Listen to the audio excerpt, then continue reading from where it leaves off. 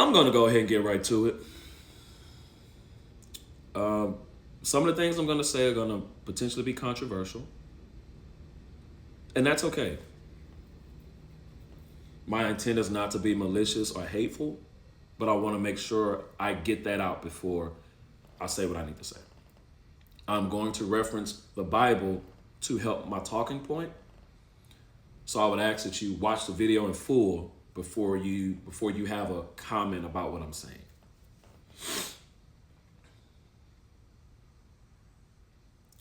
Men and women are not equal. As human beings, in the decency of what a human is and who a human is, we are equal. A man is not above a woman, and a woman is not above a man. That is where we're equal at. We offer different things to society, which is what separates us. Let me give you an example. In the Bible, Adam had dominion over everything. Not some things, not a partial or of a percentage. He had dominion over everything, including Eve.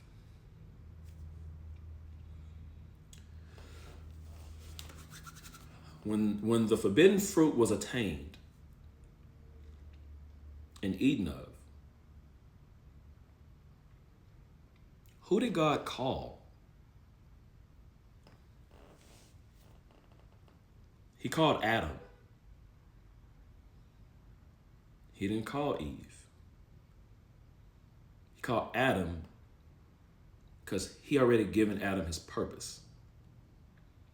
He already appointed him in leadership as the head of everything. I say that to say this. Men being leaders is very important for society. However, men being competent leaders, an understanding leader, and a leader who knows if they're at fault, how to step back and capitulate. That's much more important. I don't fully agree that women are not put in positions where they need to lead. As an example, women run a household. When a man isn't there, they have to control, maintain the things in their home. Now, if they are married or they have a significant other, the dynamic may be a little different. However, that woman still has to be able to lead the children when the man is not present. So there are some aspects in which women have to display that they are leaders to a degree. But who's appointed leadership by the divine, God has ordained men to be the leaders. Some people are going to disagree with that. I'm perfectly fine with that. I've given you my reference. The problem, though, is that we are not living and moving towards our purpose. So to have and want someone to follow you blindly becomes very confusing, and it's slightly ignorant. And then your ego struck when someone's not following you, but you're not even living in your purpose. Men, we're not living in our purpose. Everyone's not going to be a millionaire. Everyone's not going to be a rapper. Everyone's not going to be a star athlete. So how do you attain your purpose? Through true discernment and praying, you can attain your purpose. Your purpose can ultimately end up being something, and this is what I had to learn. It's like having a passion for something that you love to do without having to be paid to do it. If you enjoy working with the youth, that's your purpose, because you can do it without being paid to do it. If you love helping animals, veterinarian, that's your purpose, that's your calling. You could do it without being paid to do it.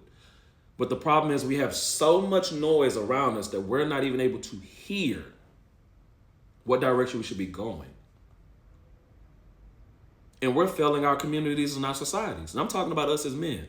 This post is not directed towards women, because all that blaming men and just blaming women and all that is of yesteryear. We got to come forward.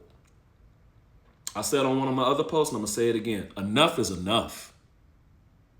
Our communities need us. Our kids need us. We got to step up. So we cannot huff, puff, try to throw our weight around, throw around how physically dominant we are to someone who's clearly inferior to you, just to try to prove a point for you to still not be able to prove the point. Men, I will say this to the day I die. We are needed. And we're losing a fight and a battle that we can easily win if we come back together. As I mentioned, some of you won't agree, and that's okay. I'm not here for you to just agree with me, but to have an understanding of where I'm coming from is all I'm presenting. Let me know what you think in the comments. Like, comment, subscribe. See you guys soon.